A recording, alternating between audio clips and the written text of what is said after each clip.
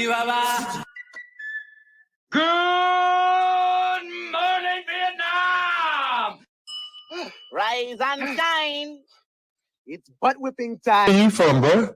Oh, I'm from Tennessee. Oh, that's a sick accent, bro. I haven't heard that before. That's awesome, dude. How impressive is that to you? Really impressive.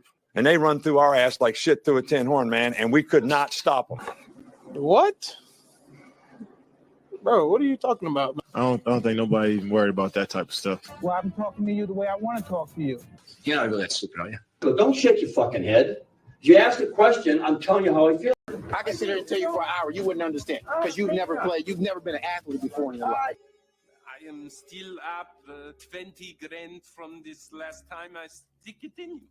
More proud of yourself. I don't agree with that. So, just go ahead on your soliloquy, but I just don't agree with that. Oh, hell, Ricky, I was high when I said that. Because we have a tendency to think that way around here. You're such fucking dopes. Here. You come up, take the mic, make all your statements. There's a seat here and there's a seat. That's about as PG rated as I can say it. Second place of all of college football. You need to think of it that way. You need to think of it that way. Is this live? What's going on, y'all? Welcome back to Game On, another episode of Crick's Corner. Got my guy Wolf back in here with me today. Talk a little college football. We're even gonna cover a little NFL news. But first off, how was your holiday, sir? Are we live, man? Are you messing with me, Will? I see you over there, Derp. Is this live? What are y'all talking about? Y'all messing with me, man. Okay. Okay. I'll just make sure I'm like, y'all know y'all come in here messing with me over the technology. I'll be worried. I was just telling Wolf how I freak out when stuff like this is going on, man. Man, dude, I never trust it. I never trust the technology. It's too smart for me at this point. Dude, 100%. Well, how was your holiday, sir? With the family? It was good. It was good. I drink like 2 days a year anymore, and I get blasted anytime I see my family on Thanksgiving and Christmas. So, some bourbon drinks were consumed. Some turkey was eaten. It was all altogether good time. Hope you had a good one too. Absolutely, sir. Like I was telling you, man, I'm a very, very blessed dude, man. Very blessed dude. What's up? Okay, we good to go. What's up, Nevada? How you doing? Like I said, hello, Derp. And then there's that, we'll call you Truner. How you doing, Truner? Good to see you in here, man. Good to see you in here. Welcome. And then Will's always popping off in that chat. Well, like I said, this is a college football show. We're going to talk about all that because we got a lot we can talk about, Wolf. We got games today. We got games tomorrow, man. We got playoff stuff we can talk about, different things. Next week is conference championship weekend. It is going to be a lot of fun. Truner wants to know who's going to choke. We'll talk about all that. I was rooting for Boise State to choke, man, but it does not look good early on. We got a few games already underway here. Looks like Boise State's up 14-0 early in the second on Oregon State, and then East Carolina up 3-0 on Navy. And when them other two games come off commercial break, I'll let y'all know what the score of them are as well. Good to see you, brother. Merry Christmas. Merry Christmas to you, man. It is that time of year now. Georgia versus Georgia Tech is the game of the day. Yeah, I think the Yellow Jackets, we're going to jump into all that here in just a little bit. But we're going to talk. We got some we have some breaking news in out of the NFL right here. Wolf, looks like the Bears have decided to part ways with Matt Eberflus after that debacle at the end of the game yesterday when they straight up gave that thing away, man. I'm telling you, that's the kind of stuff that'll make you sit and wonder if it's rigged sometimes, man. As bad as that clock was managed at the end of that game, that man, he got sacked with 32 seconds left, Wolf. They let 26 seconds, with a timeout, mind you, 26 seconds run off that clock, almost in field goal range. Not quite, about 3 yards shy of field goal range. They let 26 seconds. Did you see that, man? What did you think about that? I saw how he managed the last couple minutes, and I thought it's probably going to be an early Black Friday for Matt Eberflus. Like I always thought he might be on like the left on the tarmac, kind of like Lane Kiffin kind of treatment. Right. It just, I mean, it's not just this. I mean, it doesn't look good when you're on a losing streak, and then you manage to, clutch defeat from the jaws of maybe victory, and then, yeah, he hasn't. Right. No one seems to have developed. He's had multiple quarterbacks who look promising, and none of them have taken a step forward. It just makes it was time. It was time for him to go. Well, I mean, and this man has found all new ways to lose games. He's invented new ways to lose games. He is 5-19 in one-score games, the worst record by any coach with at least 21 score games in NFL history. Man, we saw them mismanage this several times. at the end of games in these spots. And I was pulling for this guy. I kind of like this guy, and I was pulling for him, man. I'm going to be on freezing cold takes because after they had the Hail Mary loss to the Commanders, don't call me the Redskins, I was like, you know what? Be careful. This team might figure it out. They might turn it around here. This might be something because he was like 50-1 for Coach of the Year. And I was like, maybe just a sprinkle, man. Throw you a sprinkle. I put like a quarter unit. I didn't even put a full half unit on it, man. I threw just a little bit just in case. And now that man's fired. He got on a 6-game losing streak. Lost 5 games after I said that, and now he's fired. Yeah. Where the Bears go? I mean, okay, let's talk about that. That's what I want to talk about because offensive coordinator Thomas Brown will take over on an interim basis, but I don't believe this is the future head coach of the Chicago Bears. Who's going to be the next coach, Wolf? You know who I could see having the big enough ego to want to walk in to a place where, yeah, they had the Super Bowl in '85, but really outside of that, hasn't really been that successful of a franchise. Someone who has like the cojones to walk in and say, I'm going to turn this team into a winner, Bill Belichick. And he's going to be the first name that gets tossed out for it too. You might even get Deion Sanders mentioned, which I don't think he'll leave Colorado unless he's going where his kid is going. I think the first thing on everyone's mind is going to be Bill Belichick. I'll tell you who I really like, and I try to talk into every coaching search as if I have any input on it. I love Joe Brady at Buffalo. I think you do love that guy, man. Yeah, I've heard you say that on here before. I with his little nothing wrong with that. His little thin gold chain. I love it. I love everything about it. And if he wants to be a head coach, he's someone I'd be like anxious to give a shot to. You know who, if I'm the Chicago Bears, you know who I'd be on the phone with right now, man? Mike Vrabel. I'd be on the phone with Mike Vrabel right now. I'd go in there. That man's old school. He likes smash mouth football. I'd take it back. I'd be like, we're going to take the Bears back to the 80s. And we're going to be that type of nasty defense. We got Caleb Williams. You can work that. That's as good a quarterback as he's had ever. Right. Could be. Not yet, but could be. I know Caleb's struggled in spots, but let's remember he's a rookie. And I was not supportive of this guy coming to the league. I thought he was going to be absolute trash, bust, all that. I said all those things.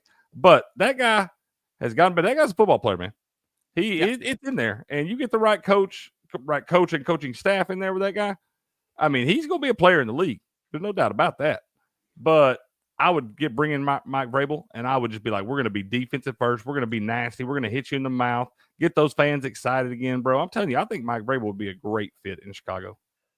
And I mean, I was surprised that Mike Vrabel didn't end up coaching this season with, him, Bill Belichick too, but Vrabel especially. Like he seemed like he was going to be such a hot coaching commodity, even though he got fired from Tennessee. Like I'm a Saints fan. I would kill to have Mike Vrabel as my head coach. That would be fantastic. He's, straight off that Belichick tree.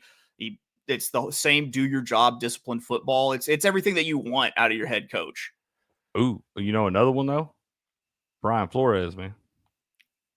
Oh yeah. I'm not sure if he gets another shot though, dude. He deserves it, dude. He deserves it. That man doesn't get another shot. I'm sorry. That guy deserved another shot. He shouldn't have got fired the first time.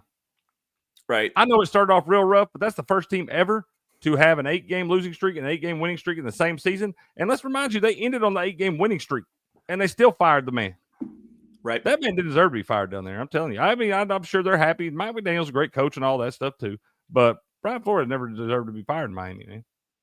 I think everyone is either playing. It used to be the Steve Spagnuolo or Vic Fangio defense that everybody was. It was like they had the Vic Fangio defense, and then everybody's trying to copy it. It seems like you've got the Brian Flores defense right now, and you've got everyone trying to copy with what he's doing with all the mix-ups and coverage, and the blitz fronts that he actually shows, and drops off into coverage and everything. And if you're the Bears, I'm like, yeah, let's go get this guy who's been inside Minnesota's building for however many years now. Like, he knows the ins and outs of that franchise too. So it's like, yeah, let's go get this guy, and we'll have a leg up on them in the division too, man. Yeah. So I don't know. There's a lot of different names that are going to get thrown at this job, and obviously it's early. This news broke within the last hour here, so it's very fresh on everybody's mind. But I mean, I'm sure, like I said, I would already be on the phone with a few guys. You know who we're not thinking of, and is the most obvious person to take this job? Tell me, man. Lincoln Riley. Oh my gosh. Wolf, don't know. I mean, you're not wrong. Now I think about Caleb Williams stuff, but if you're the Bears, that would be a disaster. That man can't win at USC. Nope. I mean, Nope. you've never seen a coach. You've seen coaches that have been great in college go to the NFL and struggle. You've never seen a coach that struggled in college go to the NFL and just all of a sudden figure it out. Right. It's I think the thing is what it seems like the league has really started like getting into like pairing up like their college players. You know, you have Jamar Chase and Burrow, and you have other people that are drafting. You know, they'll take the quarterback and they'll take the wide receiver the next year.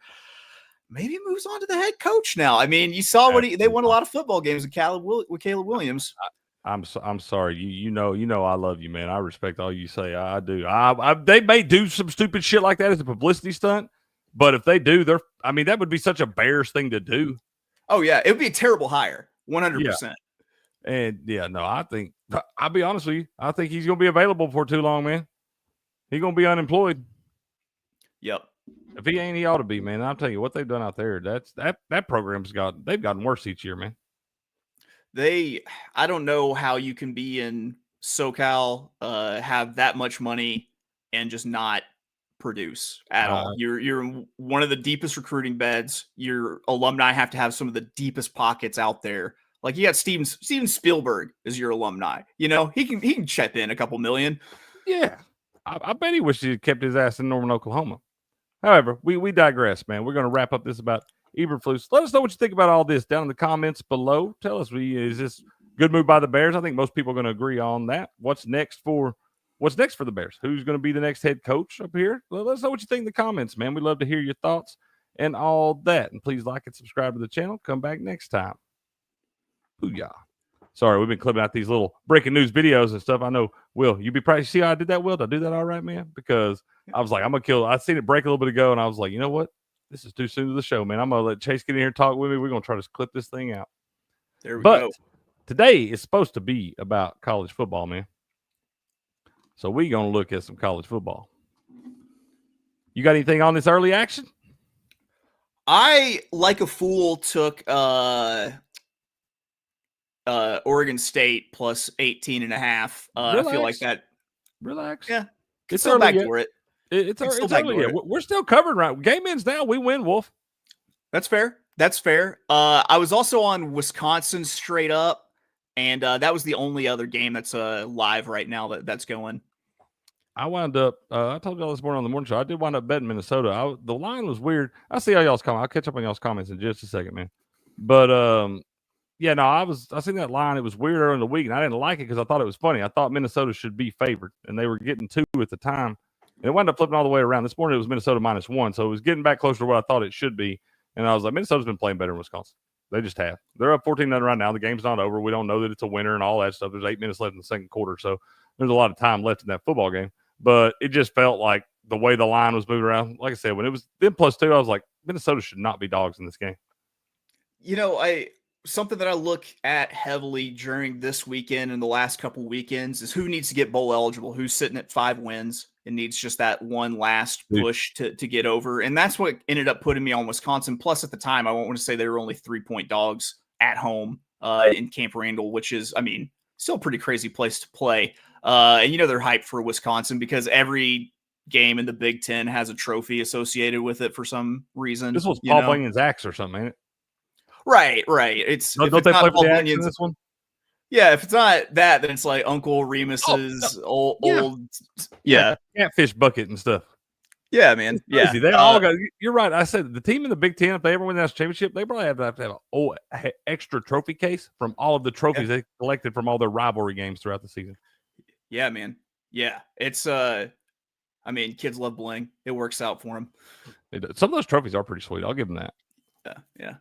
Will, did you please tell me you didn't bet? You listened to me this morning and did not take those Cowboys. I told you, do not throw any more good money after bad betting on the damn Oklahoma State Cowboys. I took Colorado, man. I was on the over already.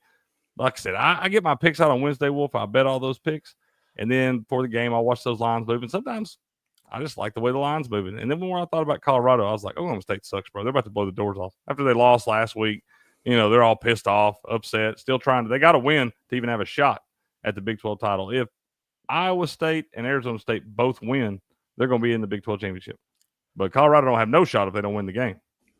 As someone who picked Arizona State to finish dead last in the Big 12 this year, or maybe not dead last, but down towards the bottom, man, what a surprise, Arizona State. What a great coaching job you did there. Oh, forgot. I'm on Navy. I got Navy at -2.5 this morning against East Carolina. It looks like the live line is flipped that on its head with East Carolina leading by 3, but really thought the Navy had a chance. I keep hearing that East Carolina is the most improved team in the country, and I keep not seeing East Carolina be the most improved team in the country, and I am a sucker for service academies in the triple option. I'm actually against you in that one, man. I got East Carolina. I bet them at -2.5 on Wednesday. But yeah, I'm actually against you on that one, sir. So good luck the rest of the way. A lot of football left in that one too. Only 5 minutes. 5 minutes left in the second quarter. And like I said, East Carolina up 3-0 there. And now the line's moving all. I don't know what's going on in that game, but we'll see. We'll check that one when the smoke clears. And Navy QB Horvath is out in that game, Nevada says. Oof, that's tough. That's tough right there. Kind of a shocker. Bowling Green getting handled by Miami of Ohio right now. I thought Bowling Green was in line to at least go to the MAC championship game, if not, well, I'm not sure if they still do divisions in the MAC, don't they? Bro, I try not to dive too deep into the MACs, and that's got me in trouble in the past. Look at that score, though, 14-5. It's like a lopsided baseball game. That's what you see in the MAC. That's the kind of stuff you get in MACs and scores like 14-5. So, and I bet you the total for that first half is probably like 20.5 or something. Right. And they're going to land right on 19. Somebody's going to miss a field goal. Somebody's going to miss a field goal at the end of the half. Keep that thing under. I'll tell you. And that'd be unless I had the under, then it would definitely make it from 60 yards. There you go. Boise State's up 14-0 on Oregon State early. I'm trying to see where they at on the Boise State does have the ball right now, but I can't tell if they're driving. That Smurf turf's crazy, man. That's from what I saw before we hopped on, it's just Oregon State has not been able to move the ball or anything, but it looks like they stuck their, bowed their neck a little bit on defense because it was 14-0 real quick, and they've almost got it, shut down into the halftime. Boise State's driving again. It's probably about to be 21-0 at the half. You know what, Wolf? That's cool. They got more games to bet today, man. We can get that money back. That's right. Yeah, we'll get that money back. It's still like a half left, man. 18.5. I got them at 7. No, I got them at 18.5 on Wednesday. It went down to 17.5. 18.5 is a lot of points, bro. That is ton. That is a ton of points. It's I hate touching spreads that big typically, but what would be a good time to see old pick six. Old pick six right now, turn it on its head, make it 14-7. Oh, he fumbled. Ball. I don't know if we got it or not. Sorry, y'all. It's an instant reaction. If I'm anywhere and I was at Thanksgiving yesterday, bro, and Jahmyr Gibbs caught that little pass, and he goes running down, and he fumbled right before half, and I'm just like set up out of my. I was like, ball.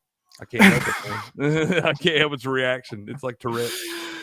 Oh, that's I'm one of the people in the sports book who will yell ball. I'm also the clapper. I'm the guy everyone hates, the clapper that just every play, just like, let's go, boys. Come on, let's keep it going. Yeah, that's right. Yeah, just keep it going. Yeah, you're like Philip Fulmer back in the day in Tennessee, man. They'd be fumbling. He'd run off the field. He'd clapping, man. He used to drive me crazy.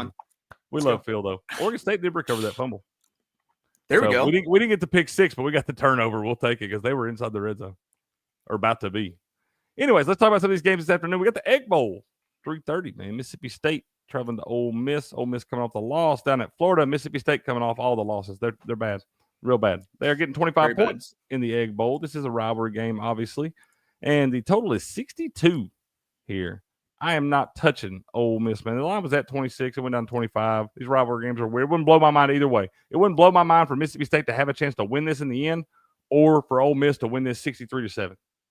Yeah, you got rivalry game that works in Mississippi State's favor. You've got the fact that Ole Miss, I'm sure they still consider themselves to have some sort of outside shot to make the playoffs, so they're going to be trying to win with style points.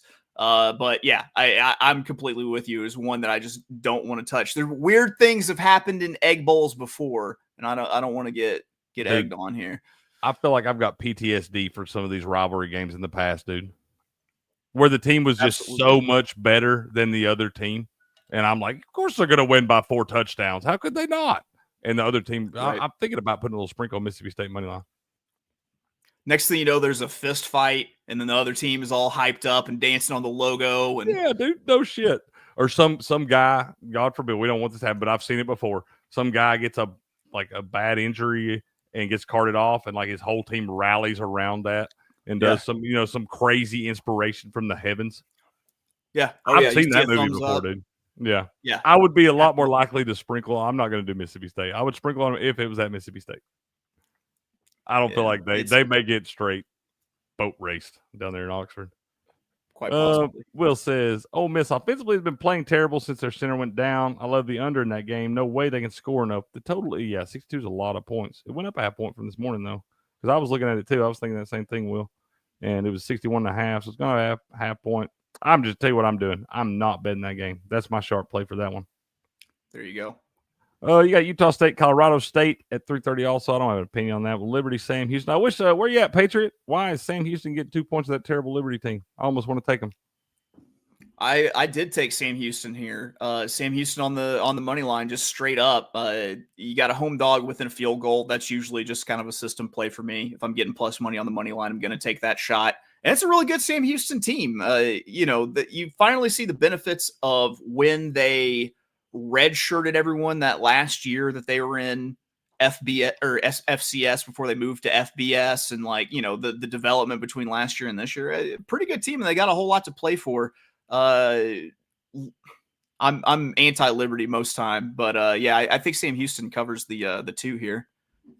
Okay. I like that. Like I said, I wish I got Patriots in here. He's my source for all things down that way. I want to know if I feel like if I would have this line 3 weeks ago, if you'd asked me, I would have thought Sam Houston would be favored by almost a touchdown. I really would think from what I was seeing there. I don't know if somebody got hurt or what the deal is there, but I've watched that Liberty team play. They're not very good.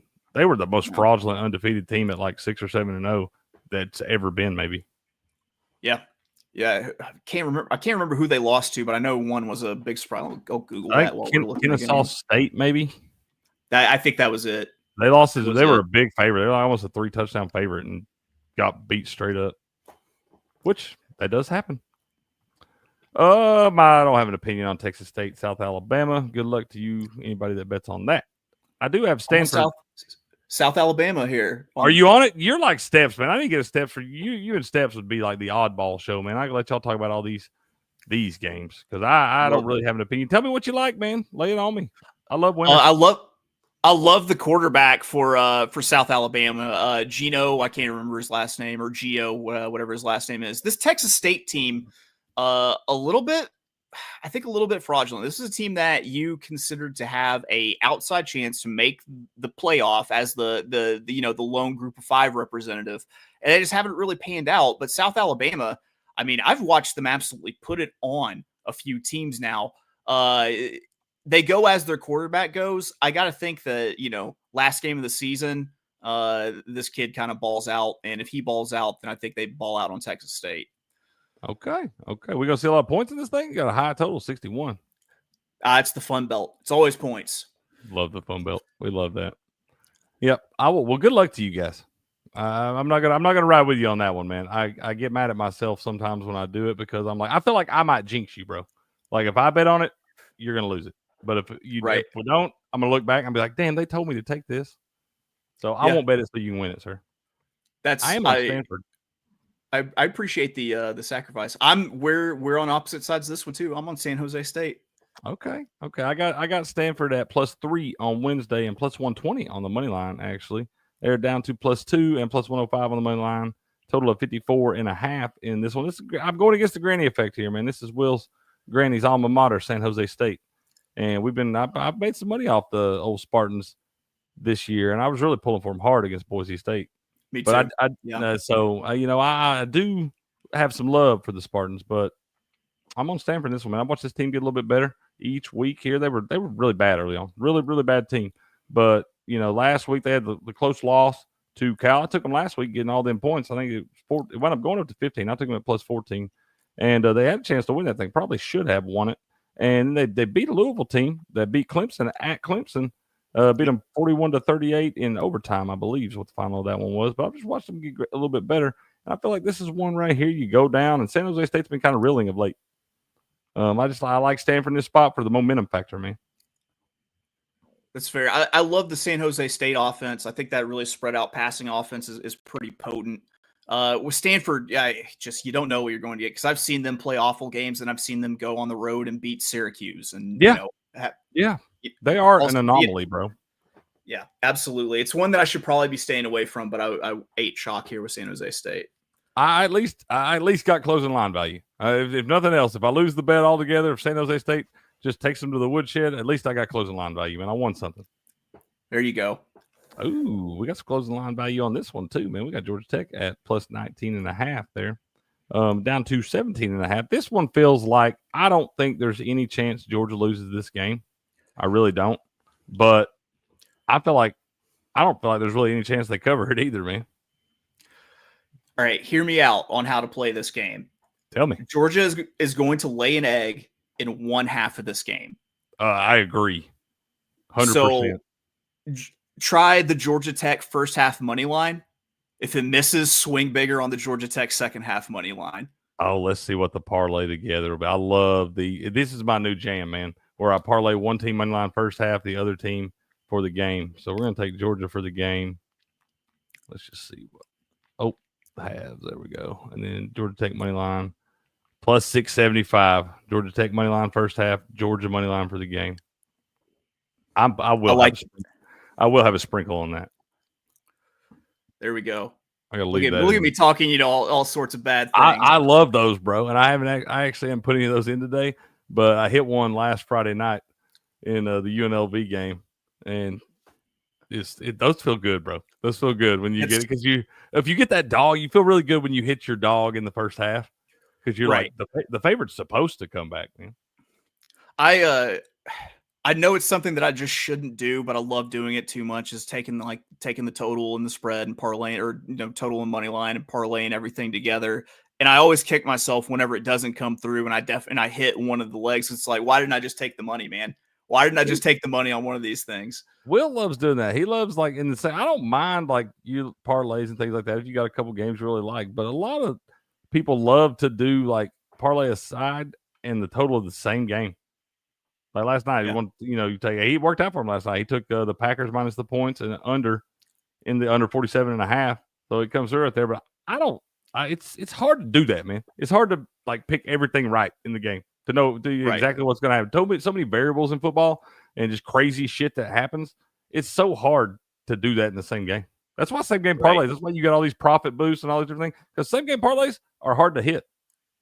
You've got, the total riding on a 19-year-old kid trying to kick a oblong ball through two chopsticks down at the end of the field.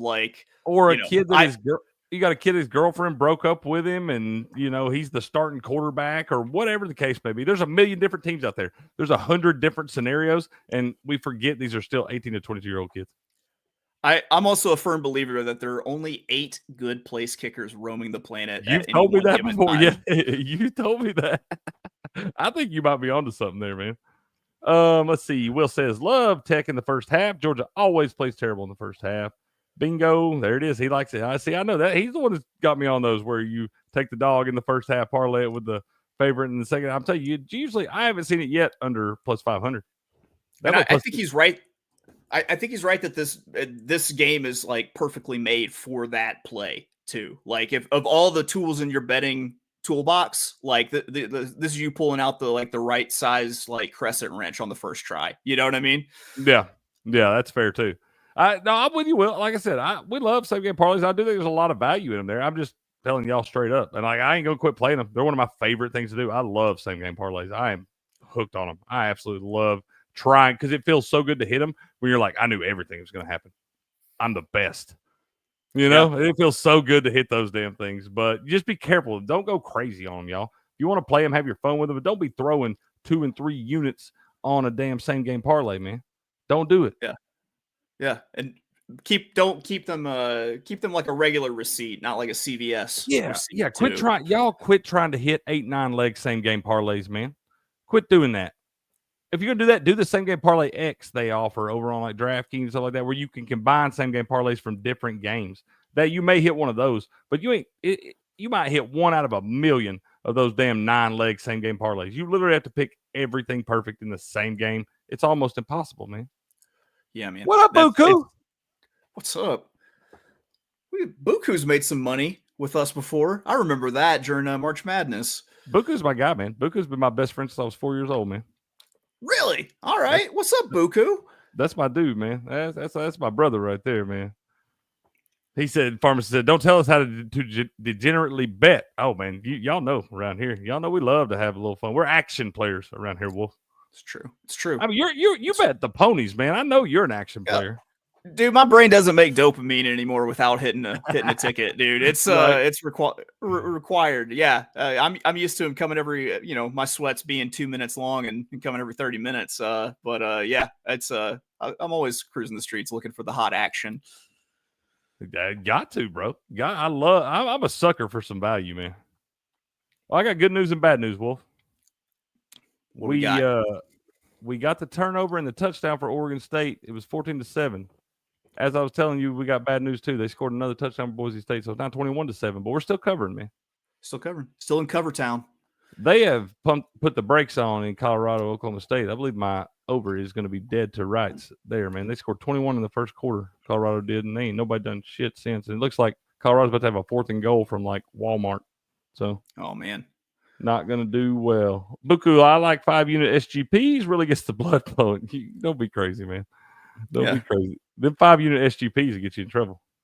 That's true.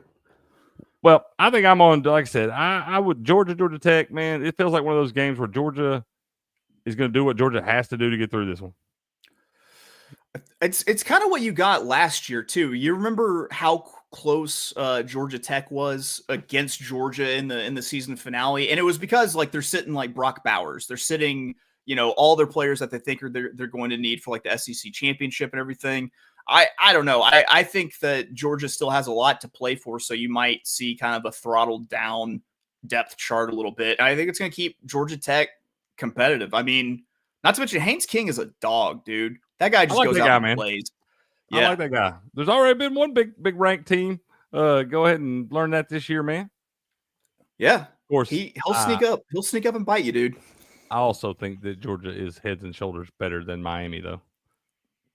Oh, and me this too. Is gonna be, like I said, I feel like it's not going to surprise me Georgia win this one by 10-14 and it never really be in doubt.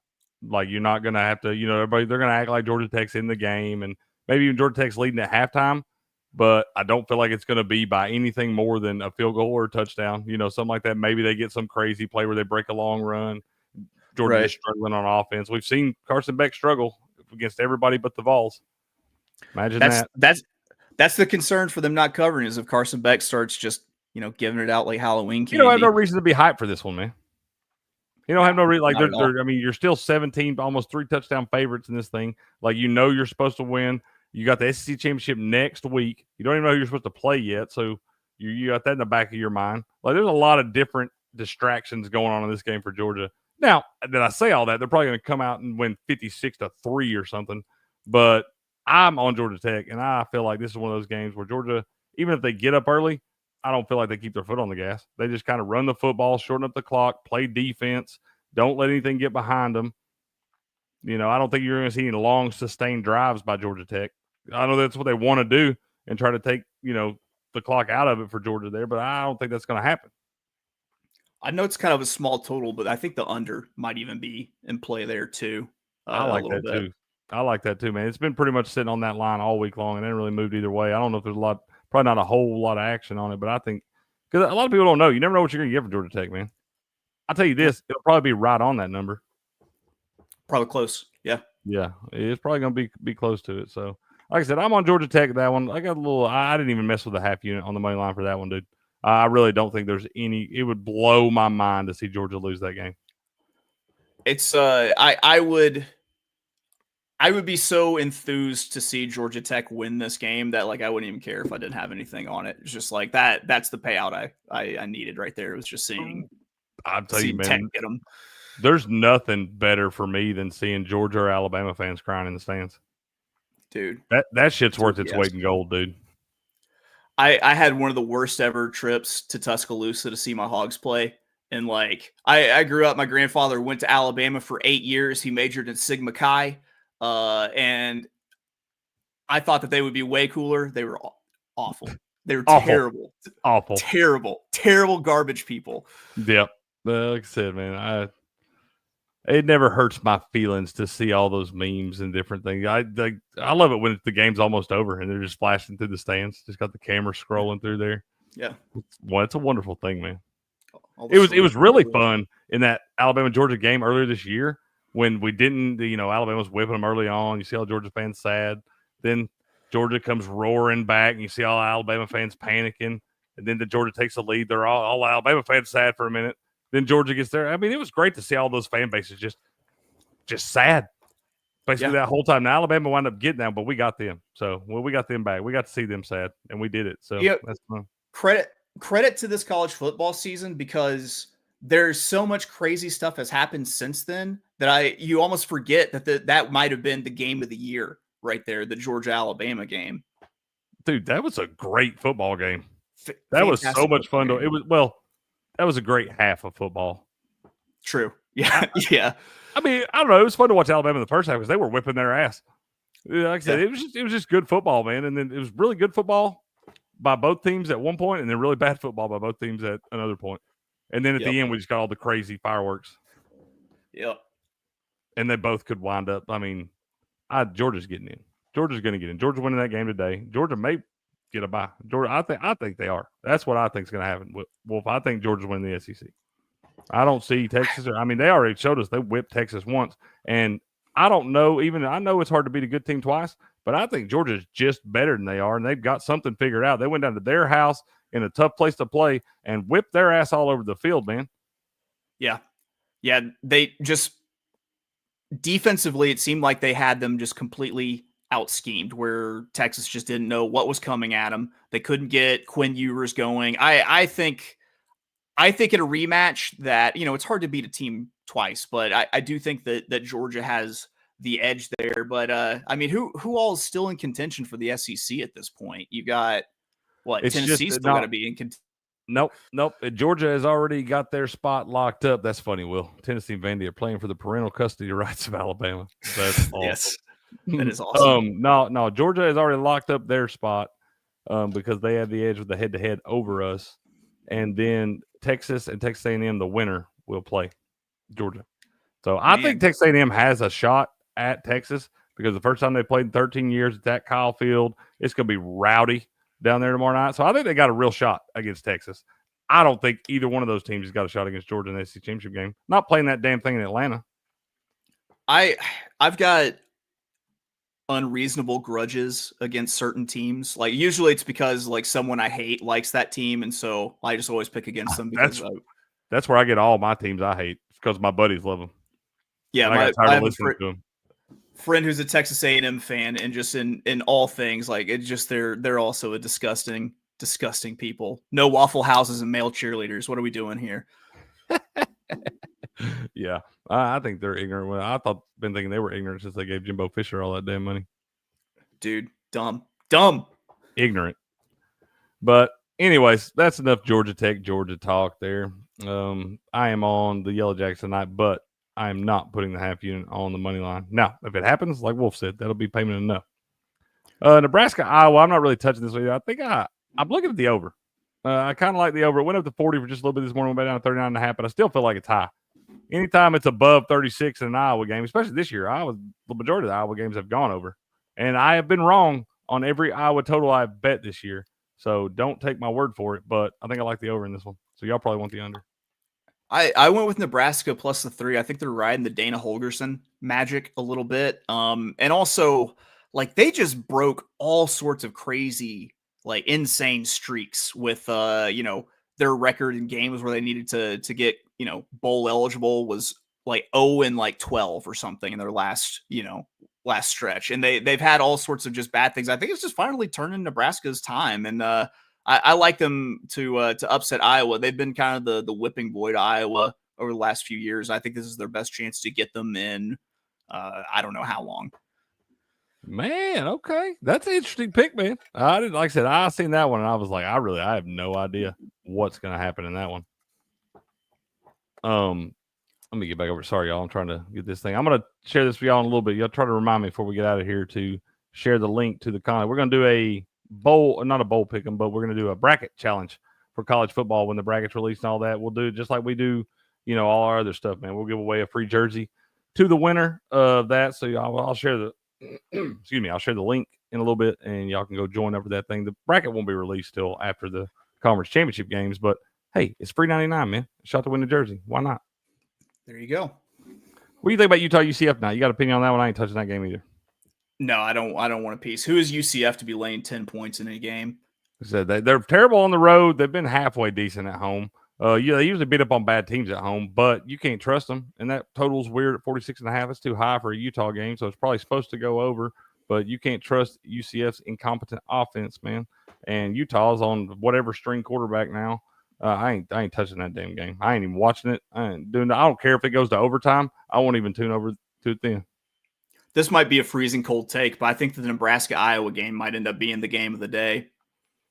No, dude, that's not unreasonable. Weird shit happens in those games. That's the game, like I said this morning on the morning show. That's the game last year, dude. The total was like 23.5 in this game. I took the under. It was 10-7 in the first quarter, and it still went under. Oh, and it took like blocked field goals and everything. It did, dude. Blocked field goals, 2 interceptions by each quarterback at the end of the game, and all kinds of crazy shit, man. They wound up kicking his 13-10 final. Yeah. Because once it went to 10-7 in the first quarter, the total only went up to 30.5 from 23.5. It was 10-7, like 6 minutes left in the first quarter, and it went up to 30.5. So I bet the under again, and it wound up going under the original total. There you go. The old so nice he pressed it twice. So it's like after I seen that last year, I'm like, you're kidding me? You're going to make the total this high? That's way too high for this game. Right. That thing's going over.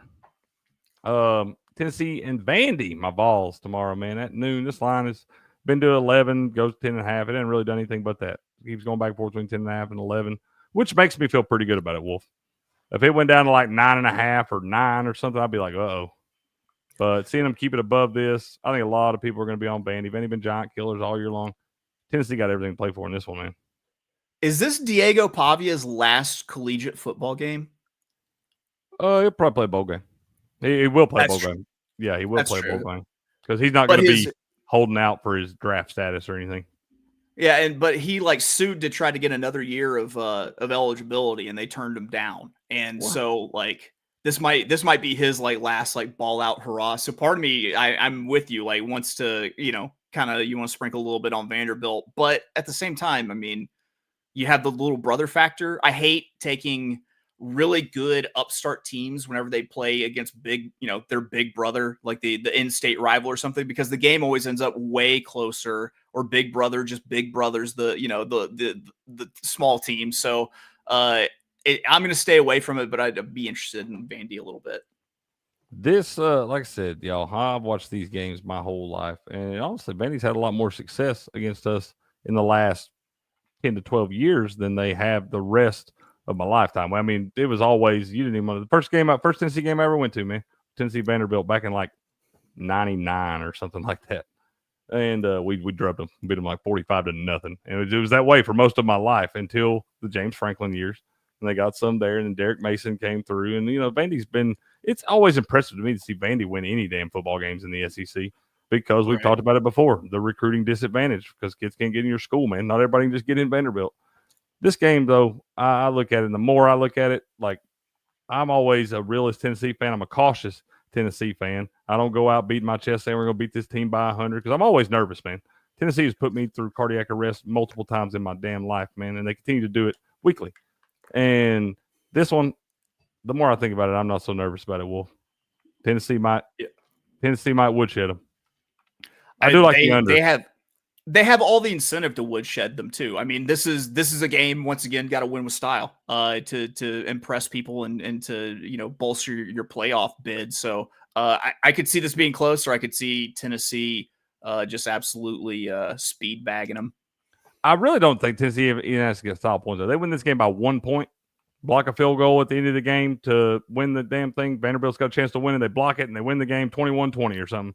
And Tennessee still gets in. Tennessee wins this game, they're going to get in the playoff. I don't think there's any way they'd be able to justify it, because especially with Vanderbilt, it'd be different if this was a 2-9 Vanderbilt team or something like that. But it's a Vanderbilt Right. team that's beat Auburn and Alabama. It's like you expect them to be in this game. A lot of people do, which is why I don't think they will be. Right. And people forget like that Vanderbilt Stadium, it's going to be largely orange. There will be a lot of Tennessee fans inside that stadium. There will be more Tennessee fans in that stadium than there are Vanderbilt fans. Guarantee it. Guarantee it. So, and I do like the under in this game. I don't think Vanderbilt's really going to be able to move the football. They've not really seen this is a good front seven, man. You got 10 guys that are rotating on that defensive line there. James Pierce Jr. is a monster. Love Omar Norman Lott. I mean, there's a lot of guys on that defensive front for Tennessee that's going to be kind of unlike what Vandy's seen so far this year, man. And they're going to keep rotating them and keeping them fresh. They're going to be after Diego. And we've seen when Diego gets put under pressure, a lot of those spots. And on top of that, he was, I know he played well last week, but he was banged up just a few weeks ago, man. Yep. It's he can either make magic happen or make something crazy bad happen all at the same time. Like I said, I'm not going to bet the Vols tomorrow because there's enough on the line for me. I'm on the under. I did take the under 48. I thought it would move down some. It hasn't. It stayed right at 48.5 all week long. I am on the under in the game just because I don't think Vandy will be able to move the ball. And I don't think we're going to try to just run up and down the field on them. Maybe they do, but if they get up if Hypo gets up a couple touchdowns early, I mean, what we do best is run the football. So we're going to try to run the football, shorten the clock up there. 48.5 feels like a lot of points especially when one team I don't feel like is going to be able to really sustain drives and move the football that well. So true. Tennessee's probably the play in that one, but I'm on the under. I'm not betting it. So just go Vols. Just win. I don't care. I don't care if it goes over. I don't care what you do. Win that damn game. Just win the game. Win. Just win. Let's talk about the game, man. I know Derp was in here popping off his Ohio State Buckeyes tomorrow. We'll be playing the Michigan Wolverines, and this line has gone down some. I bet Ohio State minus 20.5. Still don't care. I don't care if they brought the damn line down to 14. I'm going to bet Ohio State minus all the damn points.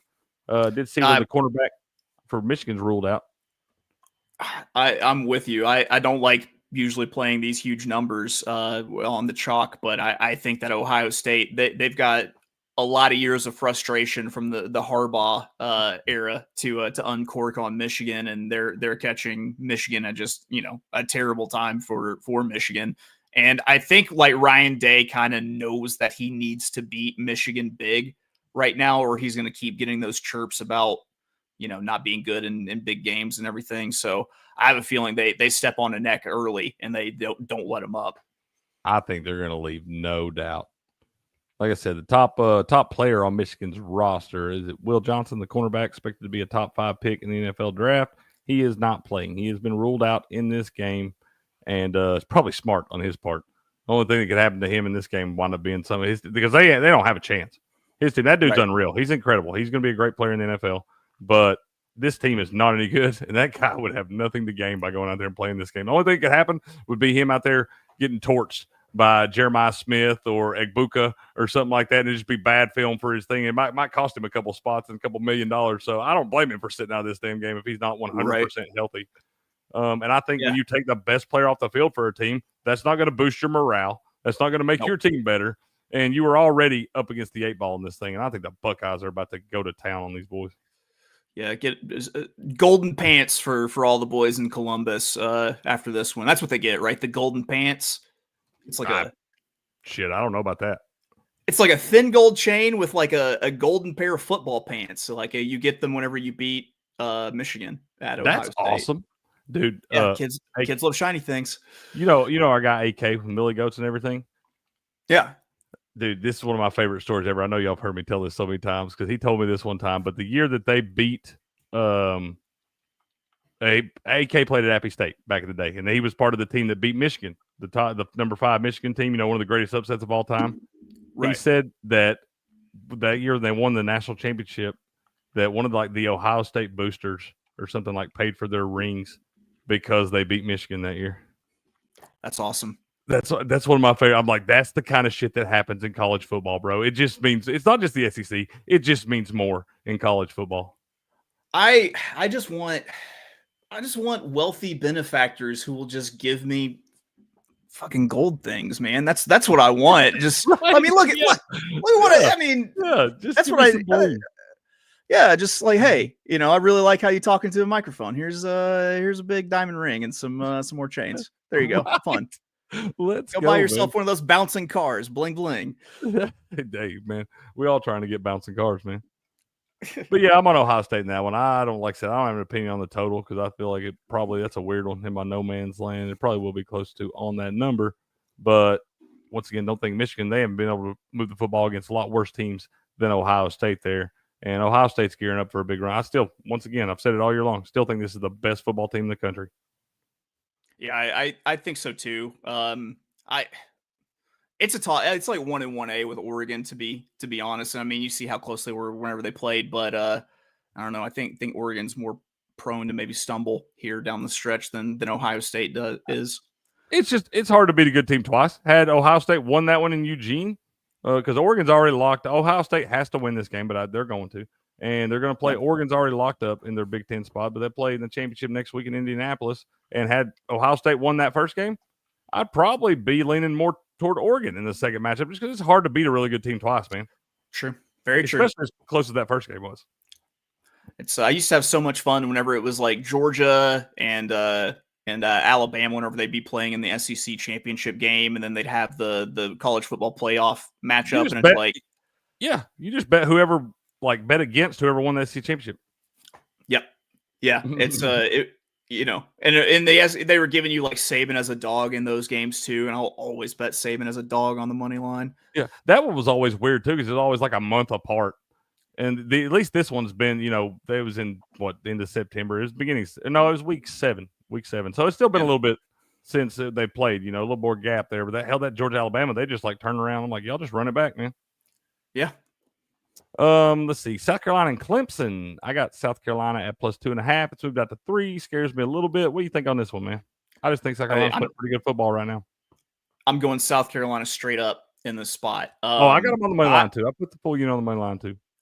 I think that Clemson might be up there with some of the most fraudulent teams in the country, because if you look at their schedule, tell me what their best win is. I'm pulling it up right now to look at it too. But I mean, if you look at it, good. It's there aren't very many good wins there, and I think that they kind of fold up whenever they actually face a real team, and they've got a real front seven to deal with South Carolina. Their quarterback. Oh yeah, and that was Lenoris kid, the quarterback for South Carolina. Lenoris Sellers, I love that guy, man. If he can just play within himself, then they've got every chance to upset Clemson and knock him out of the playoffs. South Carolina would be way more in the playoff talk if he wouldn't have got hurt in the first half against LSU, because they would have beat LSU had he not got hurt in the first half. And they would be they're still talking about them getting in the playoff over two teams that beat them. Yeah. Because they don't have a terrible loss on their they lost to Ole Miss. They did lose 27-3 at home, but everybody views Ole Miss as a good football team, playoff caliber, in the talk. They at least were in the talk before last week at Florida. And then you look at the other game, Alabama, 27-25, in a game they had a couple chances to win. And so they don't view them as having a bad loss. And there's literally people out there talking about South Carolina, if they were to go handle business against Clemson, being an argument to get in over Alabama and Ole Miss, who both beat them, which I think the head-to-head, it should be, it's kind of a deal breaker. And once if you got the head-to-head for me, I don't need to look at all the other parameters. If you've already played and they beat you, they've earned it. Period. Yeah. It will blow my mind, and I don't think it's going to happen because real chaos would have to happen for that to work out. But I will never listen to anything these people say if they put South Carolina in over Alabama and Ole Miss, who both expect Ole Miss would shed at them, dude. Beat them 27-3 in their house. Yeah, it's the South Carolina team they're so talented. They're also a little bit confounding, but no, I think they're really live here against Clemson. I mean, go back through and it's like, was Virginia Clemson's best win? Who was Clemson's best win on the schedule? Because maybe Pittsburgh, maybe Pitt. Pitt. Pitt is their best win, and that was not a good one. Not a good win at all. And they've been otherwise playing bad ACC teams. Yeah, which is most of them. But what up, Blue? How you doing, man? Took a nap. Overslept. It's all right, man. You need your rest, bro. Need your rest to gear up and find some of these winners laying in the weeds. But I would not take Clemson minus the 17 like you're saying there, bro. I would not do that. I really do. I like South Carolina here. Now when Clemson comes out and wins this one by 3 touchdowns, Blue, I'll come in and give you your credit, man. I will do that. I'm on UTSA against Army, bro. I know you're a sucker for the service academies and everything, but I got a weird feeling about this one. I did put a half unit on the UTSA money line, too. You got Army, don't you? I stayed away from this one. I'm a big Jeff Traylor fan at UTSA, and I think they finally got the. Will loves him too. Really, dude. Yeah. We were talking about the other day. We played on the show. Have you heard the way he ends like his press conferences and stuff, or his like calls where people will call on radio shows and stuff, and they'll do an interview with him? When he gets on the show, he's always like, "God bless, bird up." Bird up, love it. Yeah, he was. We had him on the Arkansas staff, and I really liked him there too. I think Army, they're in a look ahead spot because they're guaranteed a championship bid against Tulane in the AAC. They've still got the Army Navy game to look forward to too. Yeah, what about that? Tulane laying an egg last night. How about Memphis being the quietest 10-win team in the country? I was thinking that. I was sitting there looking, and when I saw the game, I was like, they're 9-2. Also, I know they lost to Navy. It was kind of a bad loss. I can't remember who their other loss was. It wasn't a good one. The losses were bad the way they looked at it. The Navy wound up not being so bad, but they were favored by like more than a touchdown. Right. And they beat Florida State at Florida State. Yeah. Which is not saying much, but anyway, it's still Memphis versus Florida State. But it was like they lost their second game. Then in my mind, I'm like, without looking at it, if you were to ask me just randomly what's Memphis's record, I'd be like, oh, they're like, I would have figured 7-4. 7-4, 8-3, maybe. Yeah. I saw 9-2, now 10-2. 10-2. Talk to your kids about a 10-2 Memphis team. That's what I'm saying. Where are they at in the conversation, man? Man, my favorite thing about that University of Memphis program is if they don't win the bowl game, they will win the fight after the bowl game because they are some scrappers. Scrappy bunch, bro. Scrappy bunch. Real scrappy. So my favorite was when the Auburn equipment manager that like two Memphis players like assaulted and stole the game ball from after they lost in a bowl game to Auburn a few years ago was just like peak Memphis. Speaking of, you just kind of made me remember something. Have you seen any videos of that Cal equipment manager where one of the fans after I guess they stormed the field the other day after, the Stanford game, and somebody tried to run up and steal one of the Cal players' helmets off, they have those big damn bins over there. They put all the helmets in, push them back in the locker room, but somebody tried to steal one out of there. This equipment manager, dude, hawks this cat down, like German suplexes him, takes the helmet back. I was like, look, they wound up giving him a full film breakdown. They called him up in front of the whole football team and gave him a film breakdown. Yeah. I saw the spot shadow on him and everything. Yeah, it was, listen, man, when a normal person pulls out a feat of athleticism like that, they should be honored. He brought the boom to that guy.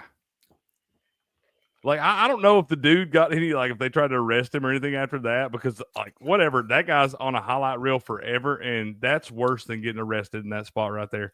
He is going to know that he got punked his whole life by the equipment manager. Yeah, the district attorney said they're not pressing charges because that ass whooping was punishment enough. That's exactly what I'd say. I'd be like, you got your helmet back, and this guy's got to live with that shame forever. And he's learned his lesson. I guarantee you he'll never try to steal anything like that again. Oh, yeah. And all of his friends know it's him, too. You know, if it's your boy, you know from that wide shot. You still know it's your boy. That guy sat there for 3 quarters talking about how he was going to try that. Oh, you know he did. Talking shit, liquored up and stuff in college. We all do stupid shit in college, man. That's part of life.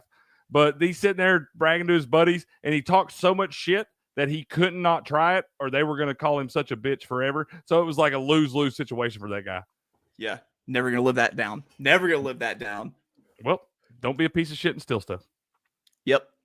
I am on the road runners a little bit, so we hope God bless and bird up. Ain't gonna lie, I may be betting my heart on this one because after we talked about this guy on the morning show the other morning and played all these clips and stuff, I was like, I gotta bet UTSA now.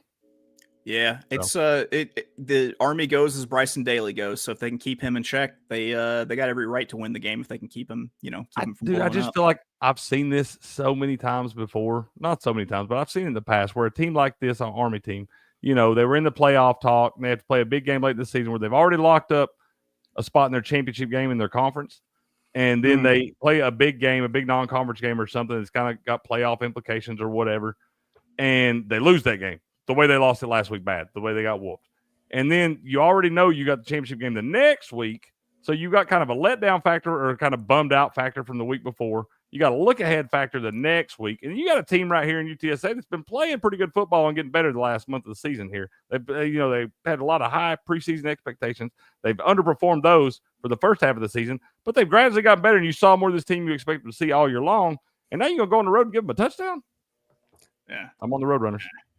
There you go. Yeah, it's solid logic. I can't argue with it. What is this? What are you talking about? It says Texas A&M player official passes away after a hit in a game last month. Crazy that ESPN announced him dead on Wednesday before he actually was. I don't know what you're talking about there, man. That sounds like a crazy story. We'll talk about that more tomorrow, I guess. But yeah, no, like I said, I'm gonna take the Roadrunners there on that one. What do you think about Louisville, Kentucky here, man? I took Kentucky plus 3.5, moved out to 4. The line, I don't think is going to move enough to really make me change my opinion on this one. I've just seen this Kentucky team be a scrappy crew too, and go down in some spots. And this is always a weird game. It usually doesn't matter how good one team is and how bad the other one is. It's usually the team that's supposed to be worse is usually the one that wins this damn game. Right. There's someone that I hate with the passion of 1,000 burning suns, and he is a Kentucky fan. So I make sure to pick against Kentucky in every single game, just in case he's somewhere out there and it gets back to him and he knows that I'm like, screw your team. You actually told me that last time. I forgot you're biased on this. Oh, yes. So I'm betting with my heart here. I'm taking the Louisville minus the 4. I also really kind of liked this Louisville team. I liked them as a sneaky pick to win the Big 12. I love their style of play. I think Jeff Brom is in the right spot for Jeff Brom. So it was easy for me to take Louisville. I've like I said, I've heard you say that before. It's Alabama A&M, not Texas A&M player. Yeah. Like I said, we'll talk about that tomorrow, man. I'm not gonna. Me and Wolf are gonna keep talking about these games. We got several left. I kind of just been dragging my feet here, but we'll cover that tomorrow, man. I don't know what's going on there, and I ain't had time to read it yet.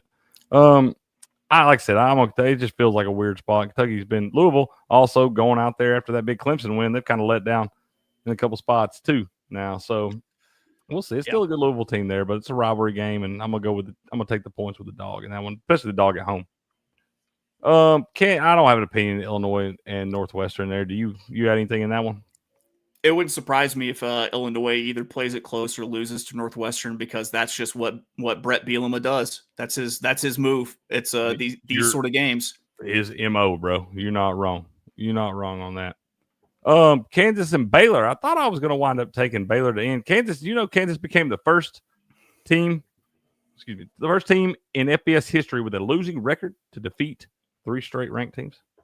Yeah, saw that, and I think it's funny because they might be the hottest team in the country, and they're definitely going to get left out of the playoff. But this I'm not playing it because I don't see as much value in it. Because I kind of would want something like plus money on Kansas because they're 5 wins going for their 6th win, trying to get bowl eligible. I think they handle business, but as the chalk, I'm not willing to bet them. Right. Okay. What up, Health? Health 613 said liked and followed. Great page. Hey, appreciate you, man. Appreciate you, brother. Welcome in. Well, I feel like we've seen you in here before, man. But if not, welcome in. If you are back, good to have you back, sir. And we appreciate the kind words, man. You the real MVP.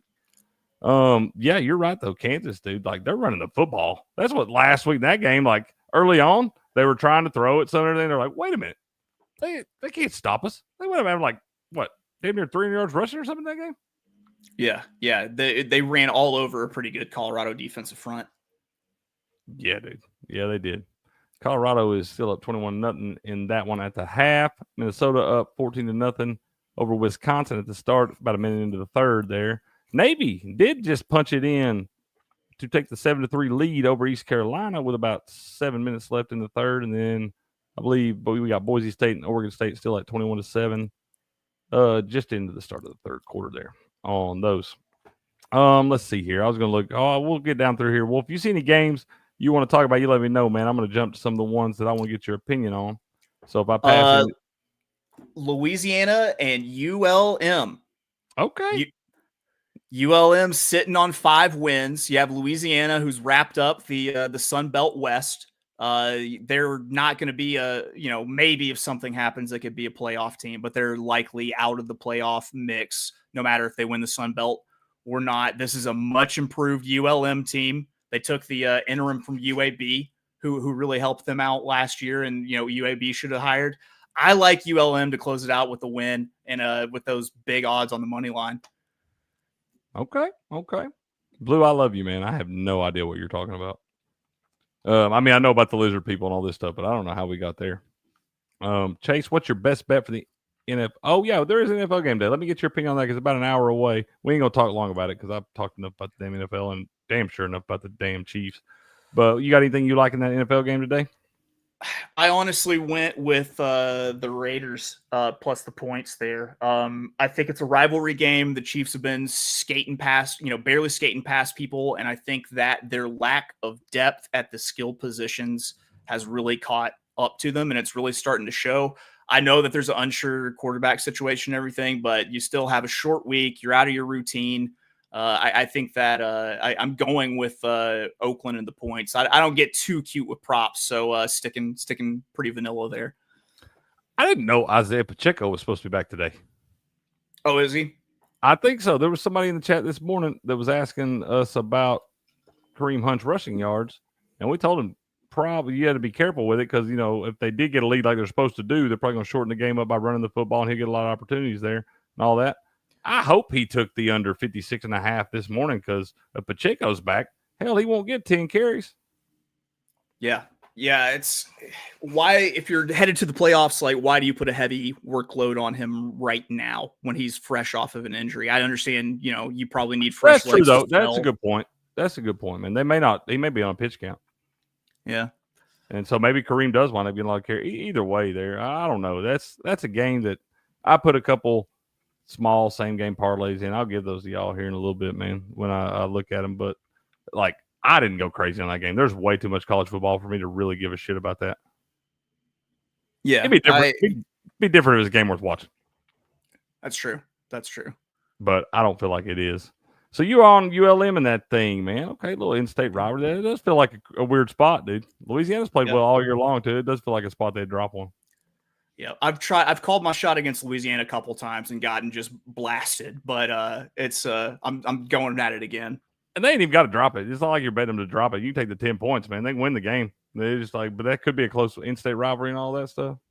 I like Boston College over Pittsburgh, man. I think Pittsburgh it's all over but the crying. Started out 7-0. It was a cool story there from a 3-9 team last year. We like Pat Narduzzi, head coach up there. Buku's a big Spartans fan. Pat used to be the DC up there, so we followed Pat for some years. Man, I do like that guy. But you saw starting quarterback Eli Holstein go down for the year last year, wound up having to be carted off.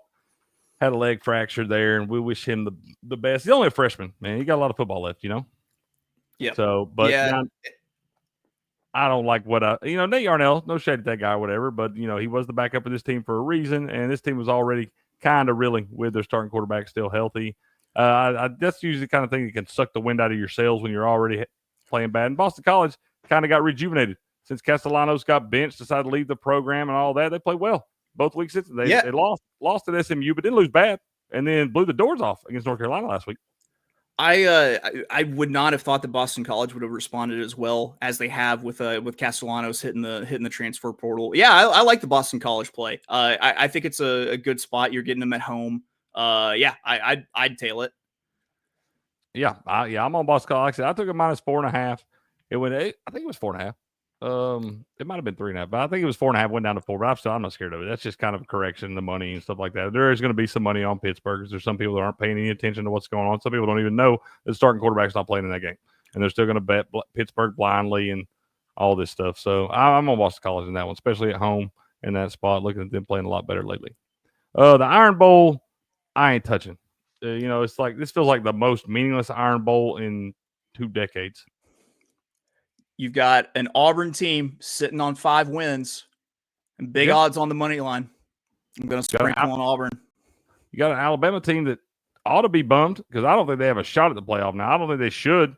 They're going to sit and tell you that they do and all this stuff. But I'm sorry, you got a loss to Vandy, and you got whipped by Oklahoma. Those are both 6-5 teams that are barely bowl eligible, and you got whipped by Oklahoma. You didn't even score a touchdown. Yep. Yeah. So I never would have seen that coming. And I think they are vulnerable. I hate Auburn. I hate Hugh Freeze, but I think that this might, you play the spot, and the spot might be a money line here. I mean, you could put a sprinkle. I wouldn't put any more than a half, on the money line. But I mean, I'm 10.5. It's my thing. I don't have a side I love in this thing. I could totally see Auburn covering this. I could totally see Alabama bouncing back and trying to do, get all the special little show points and all that stuff. But it's not going to surprise me either way. I think you're flipping a coin. Yeah. My favorite play of the entire weekend. I have a 5-unit play on this one, y'all. Notre Dame minus 7.5 at USC. I'm going to keep riding this Irish train, man. They have done me right. I know they got lost in Northern Illinois. This is a playoff team. This is one of the top 12 football teams in the country. And it may wind up being Riley Leonard. It's going to depend. It's going to ride on him. He's played much better. If he continues to play well, which I think he will, that defense for Notre Dame is absolutely nasty.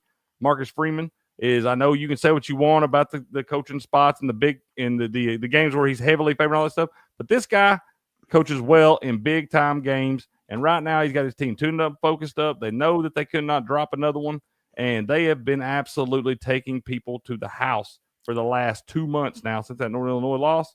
I love the Irish in this one. I got a 5-unit play minus 7.5. I'm right there with you. It took Riley Leonard getting the deeper passing game, finally getting opened up to really get this offensive clicking. And now I think they're going to be a handful for anybody that they have to face, in the future in a playoff matchup. I think so too. It's looking more and more like the way the rankings, the way I think they'll work out with. I don't look at their rankings right now. I don't pay any attention to that shit because I know that don't matter. What I look at what I think the rankings will be based off what they are now, based off what I think is going to happen the next couple of weeks between this weekend and the conference championships. And it's looking more and more like we might get a Notre Dame-Tennessee matchup in that first round. That'd be a good one. You talk about a hard-hitting football game, bro. Yeah. I just hope it works out where if it's like 8-9, and it's probably not going to happen because I don't see any way we could jump them at this point. But I would love to have that game in Neyland. Yeah, it'd be pretty cool to host a home playoff game like that. I feel like especially. Oh, dude, that would be so cool. But I feel like in a matchup with Notre Dame and Tennessee, I feel like the home field would be a huge advantage. Absolutely. Let's see here. Yeah, so I'm heavy on the Irish this week. That is my favorite play of the weekend. This Miami-Syracuse game, I think a popular upset pick is going to be the Syracuse Orangemen. Everybody expect Miami to drop the ball and all that. They're going to take Syracuse to the points. I think the sharp side in this is Miami. I like Syracuse, but only as like a first half play. Give me like the Syracuse first half line and the Syracuse points in the first half too. Okay, you want give me a second? Well, I'll put that in. I'll see you down there, man. You like Syracuse in the first half, Wolf? Yeah, I think that Miami's just kind of rosy. I think that Miami's just kind of they play with their food a little bit too much, and Syracuse keeps it close. It's a talented Syracuse team. They've won 8 games. They've had some letdowns like against like Stanford, but the way that Miami is playing, like they don't close the door till late. So I think you can get Syracuse here at a decent price just playing the first half. Yeah. Okay. And, you see this Miami team struggle some in the first half. And I just think that they're going to be ready to go in this one. I really do. I think they've been hearing everything all week long, too, about people telling them they're a popular upset pick, and now they've got everything on the line. And I feel like you're going to see Cam Ward have a big game in this one. I think he's going to take this team straight up on his back. He's probably going to throw like 4 or 5 touchdown passes. He may run for another one, but I think Cam Ward's about to ball out in this game. And it wouldn't surprise me to see Miami win this by 3+ touchdowns. As long as he does it after the band and the flag girls leave the field in the second half, I'm cool with it. Fair enough. Yeah, I'll get that in, Will. I got you, man. We're gonna wrap this thing up here shortly. Wolf's been kind enough to hang with me. Are you still good right now for just a minute, man? Yeah, I might have to take care of this dog in just a second, but I'm good for a few more minutes at least. You're good, man. Go handle your dog real quick, and I'll talk about SMU for just a minute, man. All right, I'll be right back. You good, bro? You good? But yeah, I know his beagle gets a little fired up there, man. But yeah, I like SMU in this one. Next one I'm looking at, SMU minus the 13.5 over Cal. It's been sitting there pretty much all week long. I haven't seen it move at all, actually, in this one. Total at 55.5. I wasn't looking much at that right there. I think the number is going to be pretty close right on there. So I think you're probably gambling, flipping a coin over or under in this one. But I do. What up? See, fuck Tua playing better in the cold. He played good last night, didn't he? Didn't he, Blue? He threw all over the place last night, man. But I like SMU right here. It's another one where you could be looking at maybe let down to the pressure and all that stuff. They've already wrapped up their spot in the ACC title game. Cal's just not a great football team, man, and they really have not been great on the road. I believe maybe their only win they won at Auburn, which is weird. Still blows my mind. I don't know how that team beat Auburn, but they also beat LSU or FSU. And SMU is just playing as good a football as anybody in that entire ACC right now. I mean, you could argue as good as anybody in the country. They got the one loss at home early in the year, 18-15 to BYU, which now doesn't look near as bad as the loss it did at the time. And we get Chase back up here. You good to go, bro? We're good. Dog's outside, ready to go. My man. She just gets fired up. She gets excited, man. That's all. And she, what'd you say? She's a beagle? Yeah, she gets a scent of something and she just goes nuts. It could be a cat, like, 2 houses down that she's smelling and she's freaking out. Bro, they, I'm telling you, them beagles, they full of energy too, man. Oh yeah, she wants, like, I don't know if it's because she misses the family or it's stress or what it is, but she won't stop humping stuff this week. It's crazy. It's just it happened. Maybe some in the air, man. Just some in the air. What do you think about this Cal SMU game, man? I'm on SMU. I have a 2-unit play on SMU minus 13.5. I like it because I think Cal is in a letdown spot after they win the big game against Stanford. They're bowl eligible. What are they necessarily playing for? I think in this another situation where SMU gets up early and just kind of coasts. You can't count Cal out, but I mean they're traveling to Texas, body clocks and everything. And I think crossing the Rockies is always a good angle to fade. So I like your play. I like SMU minus the points there. Okay. Yeah, I think, like I said, I think they're just getting polished up. Who'd you say, Trimble, Will? Okay, I'll get it. I'm halfway there, man. I'm going to get that play in for you. We still got 45 minutes, so we'll do that. Maryland, Penn State. I'm not touching Penn State right now. I feel like they could blow this one. Maryland, I think, is about to fire everybody. It's time to reevaluate things for the Maryland football program, kind of try to build that thing from the ground up. Not been a great season for the Terps. And so, I don't think there's anything in this one. Yeah, it's a hard pass for me. What's another one you're looking at, man? I tell you what, this one's interesting to me, man. Arizona State and Arizona. This totally, Arizona's got everything. Arizona State has everything to play for. Arizona's had a shit season. It's went totally opposite what they thought it was going to. They've looked bad. I've been betting against them for weeks, talking about how they've wrote the season off, and I thought they had. But this is your in-state rival, man. What better way to end the season than to a season you're not going to a bowl game, than to upset these guys? You got them at home. They have everything to play for. If you can't go to a bowl game, you don't have anything like that. Spoiler's the next best spot, man. Especially when it's your rival right here coming down. And if Arizona State loses this game, they're not going to play in the Big 12 championship game, so the playoff hopes will be done. They'll still get a good, solid bowl game, but there's a lot that Arizona can spoil in this thing, man, which is why I got the half unit on the money line and I took the points.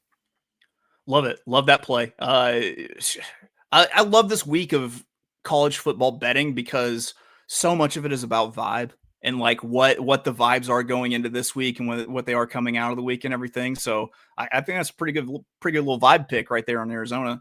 Man, I tell you, once again, I've just seen these too many times. I have seen teams like this that are just heads and shoulders better than their in-state rival, and they have everything to play for, whether it be a spot in the conference championship or a playoff spot or a New Year's Six bowl, whatever. And all they have to do is just get through this one as over a touchdown favorite. Everything says they should win this game easily.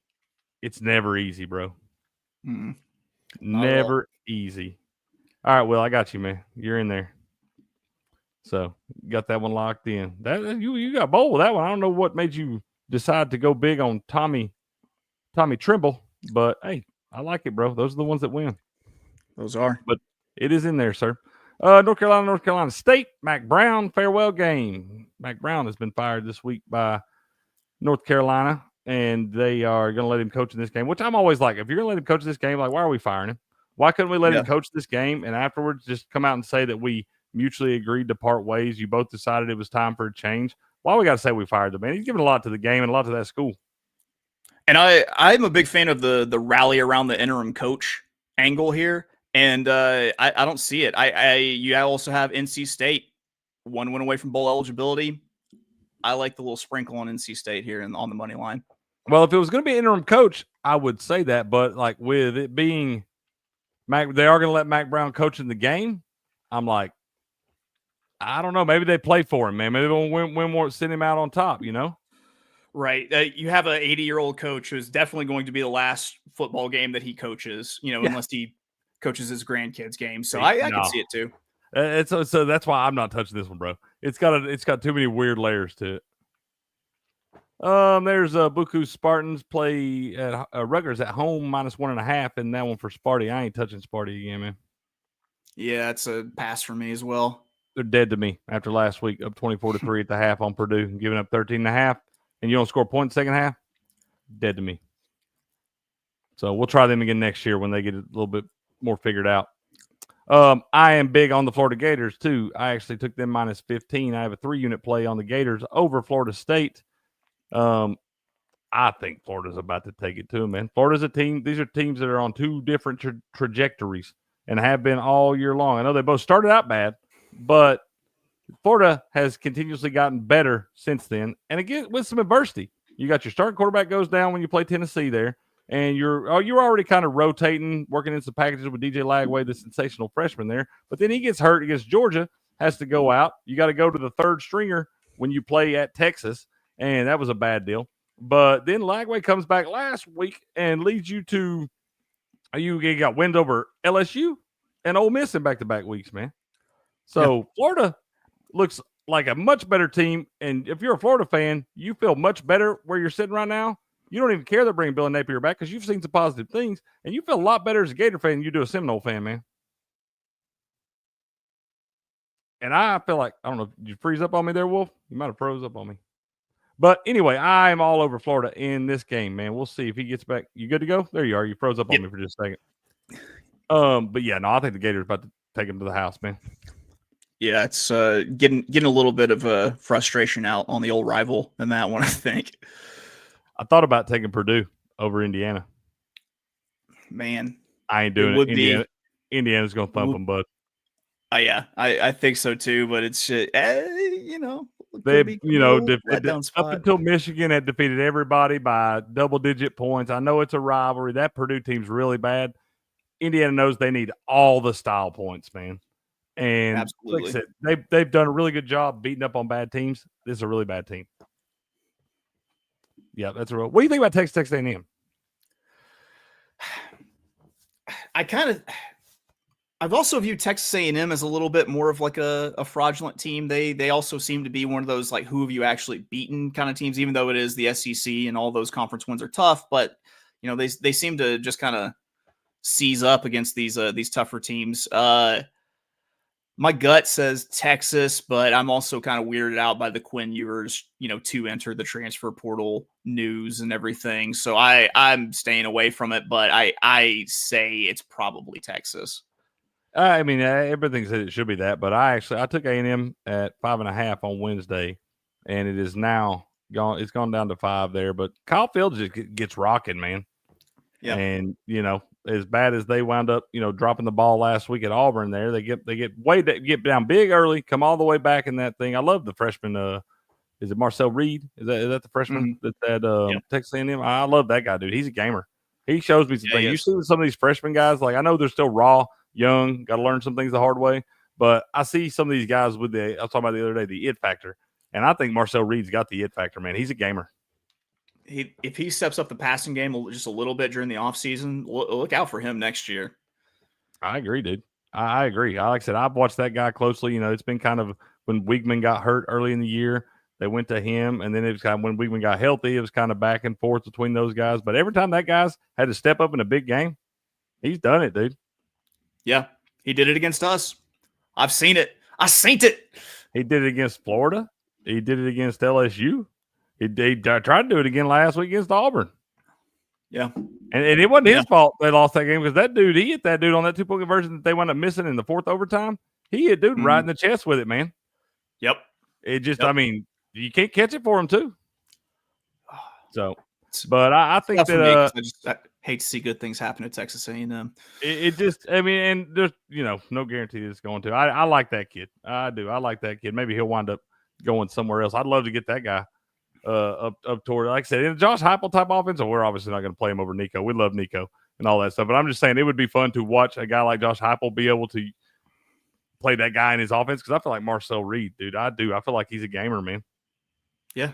With the way you guys spread open the field, with the super wide formations, everything had all sorts. He don't throw it near as good as Nico does. And in Heupel's offense, you got to have a cannon because you got everybody so far spread out on the hashes way out there, and so you got to be able to throw it down 35 yards to gain 4. Right. What about Washington, Oregon? We're about to wrap this thing up, y'all. We're getting to the end of it here, and I'm gonna let Wolf get to the rest of his day. I appreciate you being in here with me, man. Man, of course, it's always a pleasure.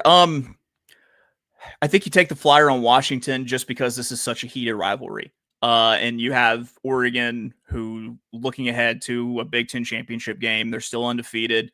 People get nervous. Booties get tight this time of year. I can see it being a tight performance. So I think that Washington with that big of a spread's worth the dabble, to go ahead and play.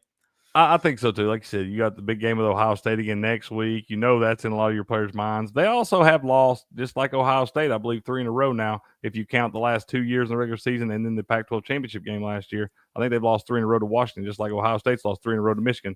Another reason you might be okay to take, because it's not the same Washington team, you might be okay to parlay Oregon and Ohio State minus all the points. Yeah. You just might. I don't know. I'm not touching it in this one. I think it feels like a weird one. And Ohio State and Michigan, I could see Ohio State being a lot more pissed off about Michigan than Oregon will be in this one. I think Oregon's just going to do what they've been doing all year long, man. Do what they got to do to win the football game. Yeah, it's they've got the offense clicking. It's you're right. It's not the same Washington. It might be could be a foolish sprinkle, but I think I don't hate it. I don't hate it. I don't hate it at all, man. I've seen crazier things happen. I know that. So, yeah, I don't hate it at all. We got Boise State and Oregon State 24-10. Game ends now. We still win, Wolf. We're hanging on by the hair of our chinny chin chin, man. I hope we can hang on for the full duration. It would be sure nice to get a Beaver win out the door. I would love to see. We just got the field goal for Oregon State. I would love to see a 3-and-out by Boise State, and let's go down and get a touchdown here.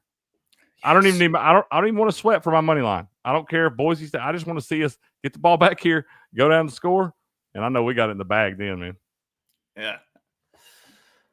Let's see that we got Kansas State. Oh, Farmageddon. This was looking like it was going to be a much more interesting matchup. But it does have a lot of implications, I guess, playoff implications, Big 12. Because if Iowa State wins, as long as they win, they're in the Big 12 championship. If them or Arizona State lose, chaos. It's all kinds of crazy. You need an algorithm to figure that thing out if one of these teams loses. So Iowa State handles business. They're in. What do you think, man? They get it done? My gut tells me yes, but I will also say that these are probably the 2 best Big 12 teams that I have seen the absolute least of this year. And so for me, a whole bunch of it is, you got to watch the games to be able to see, how everyone's playing and everything. So I completely stayed away from it. My gut tells me Iowa State at home because you're kind of catching Kansas State on the way down, but I don't feel strongly about this one at all. Yeah, I ain't touching this one, man. I'm staying away from this one altogether here. I don't really have an opinion. I didn't take any of these other games later in the season. If y'all want to check out Crick's picks, man, they are posted over at sportspicks.locals.com, and they are posted on the top of my X at Cricket1414. Cricket is spelled with 2 T's, so you can see all the games that I'm on this weekend. Those are posted for free, so go check those out. If you'd like to ride along or fade or whatever you want to do, man, they're there for y'all, man. I'm a man of the people, Wolf. You are. That's the one thing that I always say. People are like, hey, Cricket, I'm like, the man of the people? Yeah, of course. Of course I know Cricket, the man of the people. My man. What about BYU and Houston, the late one? That's the last one I guess we can really touch on. Do you have an opinion on that one? I do not. The feel-good story on the Cougars. They do still have an outside shot. Like I said, I think if either one of those teams lose, they're the next one knocking on the door to get in the championship game, so they still got life. Yeah, and I'd probably end up on the Houston side because I'm such a sucker for Willie Fritz, the job that he did at Tulane, and he's actually been able to surprise in a couple of spots so far this season. So I think this is a very live Houston team. BYU, they've got a lot to play for, but it's not like they've been really just skating past anybody lately. Everything seems to be a grind. Yeah, no kidding. They do not make it easy on themselves, that's for sure. So, well, that's what I think. I think we can probably wrap this thing up there, man. Tell the folks, like I said, I appreciate you being in here. You always bring a lot of knowledge, always different angles. I like that we were on some different sides. Good luck to you, man. I hope we all make some money this weekend. But tell the folks where they can find you, man. Yeah, man, you can always find me on X, being abrasive of Oaklawn. You can also check out my podcast, The Notorious OTB, brought to you by the Sports Gambling Podcast Network. If you're interested in the ponies, we have episodes Wednesday, Thursday, and Friday with my co-host, Barry Spears. So check that out wherever you get your podcasts. And other than that, I'm around. My man.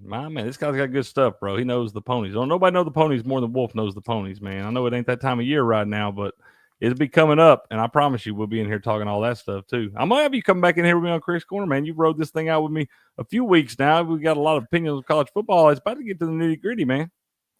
Yeah, it's nothing but the where the rubber meets the road here at this point. I'm just ready to just see what this all looks like. Like we've been talking about it so long, just ready to see it all actually happen. I can tell you right now, it's a flawed format already. I know that for sure. In the first season, they got to change this thing to where the top 4 seeds in the country are the bye games. All this stuff with these top 4 conference champions, with some of these teams that are sitting here, ain't got no business getting buys, man. I'm not saying you don't deserve to be in, but you should not get a bye. You should have to go play and earn it. And some of these other teams, like, there's no reason you can tell me that no matter who wins that game between Ohio State and Oregon next week, if it happens that way, I know everybody's going to tell me it's not set yet. But if whoever wins that game or loses the game between Ohio State and Oregon, shouldn't have to travel. It damn sure shouldn't have to be. Oregon shouldn't have to play a first-round game if they lose that game. In a close one to Ohio State, get punished for playing an extra game. So we got to do something with the format here where I think it's pretty clear that Ohio State and Oregon are both 2 of the top 4 teams in the country, and one of them's going to have to play in the first round, and that's foolish. So Right. We'll see.